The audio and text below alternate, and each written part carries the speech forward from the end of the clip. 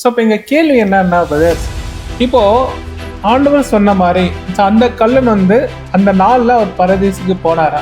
ஏன்னா வசனம் என்ன சொல்லுது அப்படின்னா, அவரோட சத்தத்தை கேட்கும் காலம் வர வரைக்கும் எல்லாருமே நித்திரை கண்டிஷன் தான்ன்றது யோவான் 5ஆம் அதிகாரத்துல நம்ம பார்த்தோம்.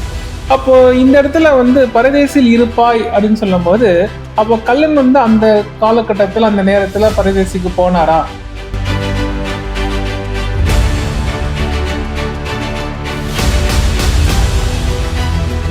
நம்முடைய ஆண்டவராக இயேசு கிறிஸ்து என்ன சொல்றாருன்னா, மரியாதைகளை பார்த்து என்ன தொடாது, நான் இன்னும் எங்கே போல, பிதாவின் இடத்திற்கு போலன்னு சொல்றேன்.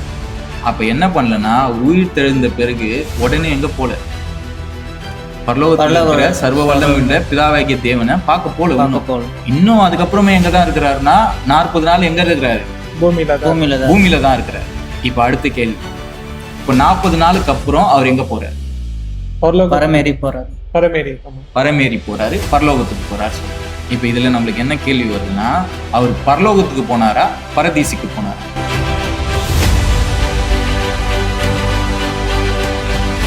ஒரு மனுஷன் இருந்தாரு, அவர் எங்க போயிட்டாரா? 3ஆம் வானம் வரைக்கும் போயிட்டாரு. அடுத்த வசனத்துல நம்ம வாசிக்கும் போது, அந்த 3ஆம் வானத்துக்குள்ள எங்க வரைக்கும் போயிட்டாராம்? பரதீசி வரைக்கும் போயிட்டார். இப்போ எங்க பரதீசி இருக்கு? 3ஆம் வானத்துல பரதேசி இருக்க மாதிரி. 3ஆம் வானத்துல தான் என்ன இருக்குன்னா பரதேசில இருக்கு. இப்ப பரதேசியும் 3ஆம் வானமும் ஒண்ணு. இப்ப நம்ம என்ன கண்டுபிடிக்கணும்னா, இப்ப 3ஆம் வானம் எங்க இருக்குன்னு நம்ம கண்டுபிடிச்சிட்டா பரதேசி நம்ம கண்டுபிடிச்சிடலாம்.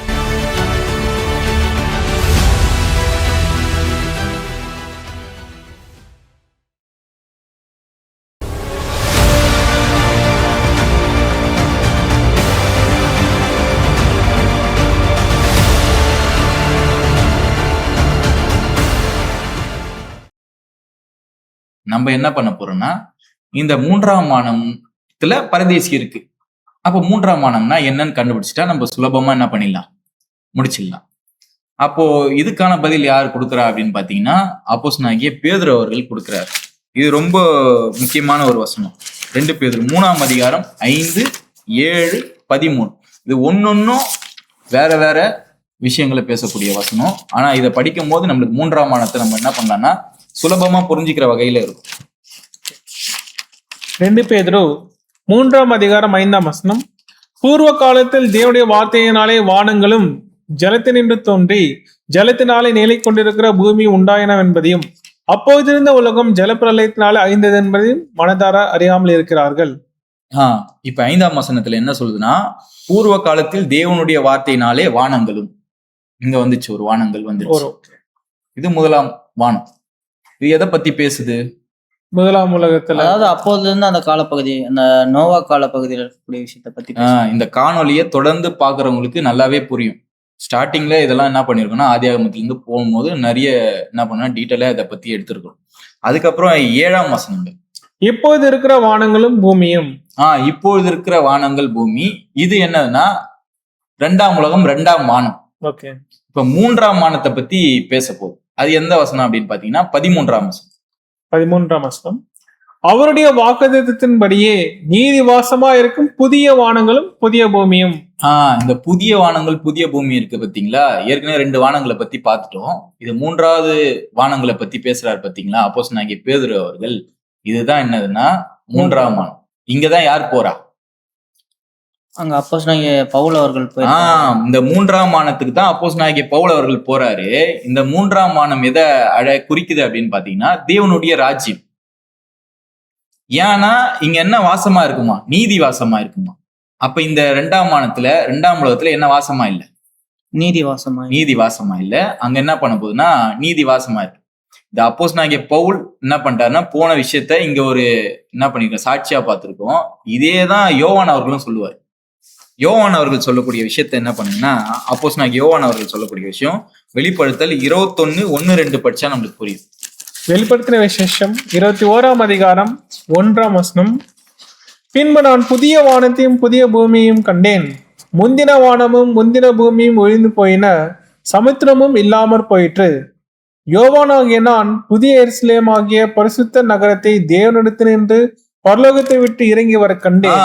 இப்போ அப்போஸ்தலனாகிய யோவான் அவர்கள் பேசுறாரு பாத்தீங்களா? இந்த புதிய வானம் புதிய பூமி அப்படின்றது ஆண்டவராகிய இயேசு கிறிஸ்துவினுடைய ராஜ்யம். ம். அததான் என்ன சொல்றாங்கன்னா மூன்றாம் வானம். இந்த மூன்றாம் வானத்துல தான் என்ன இருக்குன்னு நம்ம பார்த்தோம், Paradise. பரதீசி இருக்குன்னு பார்த்தோம். அப்ப தேவனுடைய ராஜ்யத்துலதான் பரதீசன் இருக்கா, நம்மளுக்கு கேள்விக்குறி வந்துடும். அப்போ நம்ம என்ன புரிஞ்சுக்கிட்டோம்னா, இது வரைக்கும் அப்படி புரிஞ்சு இல்லை. இப்ப என்ன சொல்லுதுன்னா, தேவனுடைய ராஜ்யத்துலதான் பரதீசி இருக்குன்ட்டு. இப்ப பரதேசியை பத்தி ஒரு சில வசனங்கள்லாம் இருக்கு. அதை நம்ம படிக்கும் போது நம்மளுக்கு இன்னும் நல்லாவே புரியும். எங்க இருக்கு அப்படின்னு பாத்தீங்கன்னா, வெளிப்படுத்தின விசேஷம் 2ஆம் அதிகாரம் 7ஆம் வசனம். வெளிப்படுத்தின விசேஷம் 2ஆம் அதிகாரம் 7ஆம் வசனம். ஆவியானவர் சபைகளுக்கு சொல்லுகிறதை காதுலவன் கேட்க கடவன். ஜெயங்கொள்கிறவன் எவனோ அவனுக்கு தேவனுடைய பரதேசின் மத்தியில் இருக்கிற ஜீவ விருட்சத்தின் கனியை புசிக்க கொடுப்பேன் என்று இது. நான் இங்க என்ன சொல்ல வர்றாரு, தேவனுடைய பரதேசின் மத்தியில் இருக்கிற ஜீவ விருட்சத்தின் கனி. தேவனுடைய பரதேசியின் மத்தியில் இருக்கிற ஜீவ விருட்சத்தின் கனி. இப்போ தேவனுடைய பரதேசினா அங்கதான் ஜீவ விருட்சத்தின் கனி இருக்கான். அப்ப தேவனுடைய பரதேசினா எதை எடுத்துக்கலாம் இங்க? சோ இங்க ஜீவ விருட்சத்தின் கனி ஆக்சுவலி பாத்தீங்கன்னா ஏதேன் தோட்டத்துல தான் ஏதேன் தோட்டத்துல தான் இருந்தது. சரிங்களா? இங்க என்ன பண்ண போறாருன்னா, தேவனுடைய பரதேசியில் இருக்கிற ஜீவ விருட்சத்தின் கனியை இங்க இருந்து எடுத்து கொடுக்க போறாராம். ஆனா ஆல்ரெடி ஜீவ விருட்சத்தின் கனி எங்க இருக்குதுன்னு பார்த்திருக்கோம்னா, நம்மளுக்கு ஏதேன் தோட்டத்துல தான் இருக்குதுன்னு பார்த்தோம். அப்ப என்ன பண்ண போறாருன்னா, ஏதேன் தோட்டம் எப்படி இருந்ததோ அதே போல என்ன பண்ண போறாருன்னா, ஒரு அமைதலான சூழ்நிலை எங்க உருவாக்க போறாருன்னா, மூன்றாம் வானம் தேவனுடைய ராஜ்யம். அங்க ஜீவ விருட்சத்தின் கனி இருக்குதுன்னு நம்மளுக்கு என்ன தெரியும், ஆதியாகமத்துல நிறைய வசனங்கள் இருக்கு. ஆனா இங்கேயும் ஜீவ விருட்சத்தின் கனி இருக்குதா அப்படின்னு பார்க்கும்போது இருக்கு. அததான் எங்க சொல்லப்பட்டிருக்குன்னா, வெளிப்படுத்தின விசேஷம் 22ஆம் அதிகாரம் 2ஆம் வசனம். வெளிப்படுத்தின விசேஷம் 22ஆம் அதிகாரம் 2ஆம் வசனம். நகரத்து வீதியின் மத்தியிலும் நதியின் இரு கரையிலும் 12 விதமான கனிகளை தரும் ஜீவ விருட்சம் இருந்தது. அது மாதந்தோறும் தன் கனியை கொடுக்கும். அந்த விருட்சத்தின் இலைகள் ஜனங்கள் ஆரோக்கியம் அடைகிறதற்கு ஏதுவானவைகள். இங்கேயும் ஜீவ விருட்சத்தின் கனி இருக்கு. இது எப்படின்னா, எப்போ அந்த புதிய வானம் புதிய பூமி வந்த பிறகு சொல்லக்கூடிய ஒரு விஷயங்கள் தான் ஜீவ விருட்சத்தின் கனி. அப்ப இங்க என்ன இருக்குன்னா, ஜீவ விருட்சத்தின் கனி. அப்போ அங்க என்ன சொல்ல வராங்கன்னா, பரதேசினா தேவனுடைய ஜீவ விருட்சம் கனி இருக்கக்கூடிய இடம். அது எங்க இருந்ததுன்னா, ஏதேன் தோட்டத்துல இருந்தது. இப்ப ஆண்டவராகிய இயேசு கிறிஸ்துவினுடைய ராஜ்யத்திலையும் அதே சூழல், அதே ஒரு கனியை என்ன பண்றாருன்னா வைக்க போறார். இப்ப ஏதேன் தோட்டத்துக்கும் நம்முடைய ஆண்டவராகிய இயேசு கிறிஸ்துவுக்கும் ராஜ்யத்துக்கும் ஒரு சில விஷயங்கள் இருக்கு. என்னன்னு பாத்தீங்கன்னா, அங்க ஜீவ விருட்சத்தின் கனி என்ன பண்ணிட்டாருன்னா சாப்பிட முடியாத அளவுக்கு தடை பண்ணிட்டார். எதனால? ஆதாம் எப்ப விழுந்து போயிட்டாரோ தேவனுக்கு விரோதமான கீழ்ப்படியாமையினால அங்க விரட்டி அடிக்கும் போது அங்க சுடரொளி பட்டயத்தையும் அங்க தேவதூதர்கள் வச்சுட்டாங்க. கேருபீன்களையும் சுடரொளி பட்டயத்தையும் என்ன பண்ணிட்டாருன்னா வச்சு லாக் பண்ணிட்டாரு. இப்ப யாரும் என்ன பண்ண முடியாது, அங்க போயிட்டு திரும்ப அந்த கனியை எடுக்க உள்ள போக முடியாது, உள்ள போக முடியாது. ஆனா இங்க மூன்றாம் வானத்துல தேவனுடைய பரதேசி என்று சொல்லப்படுகிற ராஜ்யத்துல என்ன நடக்க போகுது அப்படின்னு பாத்தீங்கன்னா, நம்முடைய ஆண்டவராகிய இயேசு கிறிஸ்து மரணத்துல என்ன பண்ணியிருக்காருன்னா ஒரு சில விஷயங்கள் பண்ணியிருக்கிறார். என்ன பண்ணாருன்னா, நம்முடைய ஆண்டவராகிய இயேசு கிறிஸ்து மரிக்கும் போது என்ன நடக்குதுன்னா, தேவாலயத்தின் திரைச்சீலை மேல் தொடங்கி கீழ் வரைக்கும் கிழியுது. அதனுடைய தடிமன்லாம் ரொம்ப பெரிய தடிமனா இருக்கும். கிட்டத்தட்ட 6 சென்டிமீட்டருக்கு மேலதான் இருக்கும் அதோட தடிமன். அது என்ன பண்ண முடியாதுன்னா, அவ்வளவு சர்வசாதாரணம்லாம் கிழிக்கவே முடியாது. மேல இருந்து கீழே கிழிக்கிறாங்க. அதுல 2 பக்கமும் என்ன இருக்கும்னா எம்ப்ராய்டிங் பண்ணிருப்பாங்க. என்ன ஒரு சித்திரம் போட்டிருப்பாங்க அப்படின்னு பாத்தீங்கன்னா, கேருபீன்கள் இந்த பக்கமும் அந்த பக்கமும் இருக்கிற மாதிரி என்ன பண்றாங்கன்னா இருக்கும். இப்ப அங்க கேருபீன்களை வச்சு அந்த இடத்த அடைச்சிட்டார் ஏதேன் தோட்டத்துல நம்ம ஆதாம் ஏவாள். இங்க என்ன பண்றாருன்னா, அந்த 2 கேருபீன்களும் என்ன பண்ணுதுன்னா கிழிக்கிறார், ஓபன் பண்றாரு. இப்பதான் என்ன ஆகுதுன்னா, பரலோகத்துக்குரிய அழைப்பு நம்ம ஸ்டார்டிங்ல பார்த்த மாதிரி வானத்து நட்சத்திரத்துக்கான அழைப்பு என்ன ஆகுதுன்னா ஓப்பன் ஆகக்கூடிய விஷயங்கள்லாம் ஆகுது. இததான் ஒரு சில வசனங்கள்ல எங்க சொல்லப்பட்டிருக்கோம்னா, எபிரேயர் 10ஆம் அதிகாரம் 19ஆம் வசனத்துல சொல்லப்படும். எபிரேயர் 10ஆம் அதிகாரம் 19ஆம் வசனம். ஆகையால் சகோதரரே, நாம் பரிசுத்த ஸ்தலத்தில் பிரவேசிப்பதற்கு இயேசுவானவர் தமது மாம்சமாகிய திரையின் வழியாய் புதிதும் ஜீவனுமான மார்க்கத்தை நமக்கு உண்டு பண்ணினபடியா. அவர் மாம்சமாகிய தன்னுடைய சரீரத்தையே என்ன பண்ணிட்டாருன்னா கிழிச்சுதான் இந்த ஒரு ஆசீர்வாதத்துக்குள்ள நம்மள போக கூட வச்சிருக்கிறார். இப்ப நம்ம என்ன புரிஞ்சுக்கலாம் அப்படின்னு பாத்தீங்கன்னா, பரதீசினா என்ன அப்படின்னு நம்மளுக்கு இப்ப தெளிவா தெரிஞ்சிச்சு. இப்ப நீங்க சொல்லுங்க, பரதேசினா என்ன? சோ அங்க அவரு என்ன சொல்றாருன்னா, அவரோட ராஜ்யத்தை தான் வந்து இங்க பரதேசி, அந்த ஒரு பாரடைஸ் மாதிரி இருக்க போகுது. அப்போ நீங்க இருப்பீங்க, வருவீங்கன்றதுதான் இங்க மீன் பண்ற மாதிரி புரிஞ்சுக்கிறது. இதுதான் தெளிவான ஒரு விஷயமே. நம்முடைய ஆண்டவராகிய இயேசு கிறிஸ்துவும் அன்றைய நாள்ல போல, கல்லனும் அன்றைய நாள்ல போல, நம்முடைய ஆண்டவராகிய இயேசு கிறிஸ்து மரித்து 3 நாள் பூமியின் இருதயத்துக்குள்ளதான் இருந்தாரு. அவர் உயிர்ப்பிக்கப்பட்ட பிறகும் பரலோகத்துக்கு போல. அவர் எங்கதான் இருக்கிறாருன்னா 40 நாள் இங்கதான் இருக்கிறாரு. 40 நாளுக்கு அப்புறமும் எங்க போலன்னா பரதேசிக்கு போல பரலோகத்துக்கு தான் போனாரு. அப்ப பரதேசினா நம்ம என்னன்னு பார்க்கும் போதுதான் நம்மளுக்கு என்ன தெளிவா புரிஞ்சிடுச்சுன்னா, பரதேசினா இங்க தேவனுடைய ராஜ்யம், தேவனுடைய ராஜ்யத்துல கட்டாயமா வந்துருவார். இதுதான் என்னன்னா நிறைய ஓமைகள் எல்லாம் சொல்லி இருக்கிறார். வெள்ளாடு செம்மறியாடு எல்லாம் பிரிப்பார். அவருக்கு என்ன ஒரு விஷயத்த கொடுத்துட்டாருன்னா, நீ செம்மறியாடு கண்டிஷன் தான் அப்படின்ற ஒரு விஷயத்த கொடுத்துட்டாரு. இந்த செம்மறியாடு வெள்ளாடு விஷயங்கள் தெரிஞ்சுக்கணும்னா என்ன பண்ணுங்கன்னா, சகோதரர்களை தொடர்பு கொள்ளுங்க. என்ன பண்ணுவாங்கன்னா, கமெண்ட் பாக்ஸ்ல எதனா கமெண்ட் பண்ணுங்க. உங்களுக்கு என்ன பண்ணுவாங்கன்னா அதுக்கான விளக்கத்தை என்ன பண்ணுவாங்கன்னா கொடுப்பாங்க. நம்ம என்ன பண்ணலாம்னா, இப்ப நம்ம நல்லாவே புரிஞ்சுக்கணும். இந்த பரதீசினா நம்மளுக்கு இப்ப நல்லாவே புரிஞ்சிச்சு. இப்ப நம்மளுக்கு என்ன இதுன்னா, நம்முடைய ஆண்டவரும் போல அவரும் போல. இதை உலகத்தரமா நிறைய ப்ரூவ் பண்ணலாம். அது இல்லாம ஆங்கில வேதாகமத்தை வச்சும் நிறைய விஷயங்கள் என்ன பண்ணலாம்னா சொல்லலாம். எதனா உங்களால சொல்ல முடியுமா? நிச்சயமா. இப்ப நீங்க கொடுத்த விளக்கமே என்ன இருக்குன்னா, வேதத்துல இருந்து நமக்கு என்ன இருக்குன்னா சாட்சிகள் தெளிவா சொல்லிடுச்சு.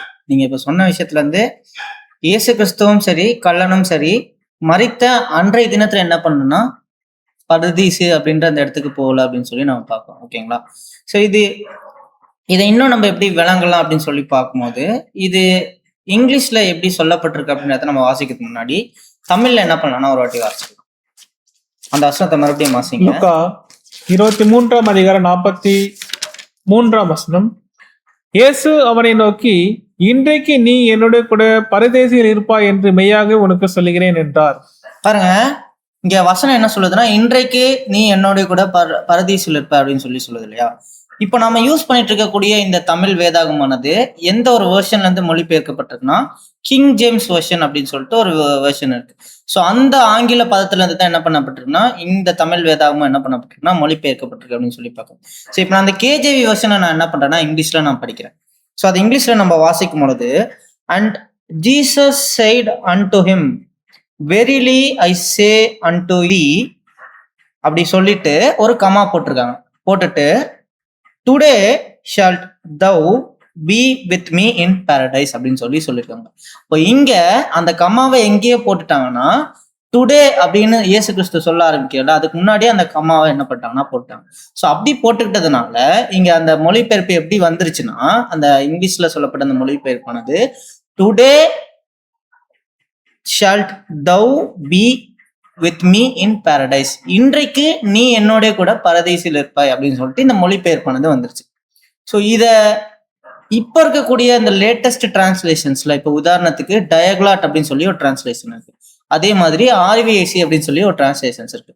ஸோ இந்த டிரான்ஸ்லேஷன்ஸ் எல்லாமே மூல பிரதிகள்ல இருந்து என்ன பண்ணப்பட்டிருக்குன்னா டைரக்டா என்ன பண்ணப்பட்டிருக்குன்னா டிரான்ஸ்லேஷன் ஆயிருக்கு. ஸோ அந்த வெர்ஷன்ஸ்ல நம்ம வாசிக்கும் பொழுது இதுல எவ்வளவு பெரிய டிஃபரன்ஸ், எவ்வளவு பெரிய வித்தியாசங்கள் கொண்டு வரப்பட்டிருக்கு அப்படின்றத நம்ம என்ன பண்ணலாம்னா நம்ம கண்டுபிடிக்கலாம். பாருங்க, நான் ஃபர்ஸ்ட் டயக்லாட் வெர்ஷன்ல நான் அந்த வசனத்தை வாசிக்கிறேன்.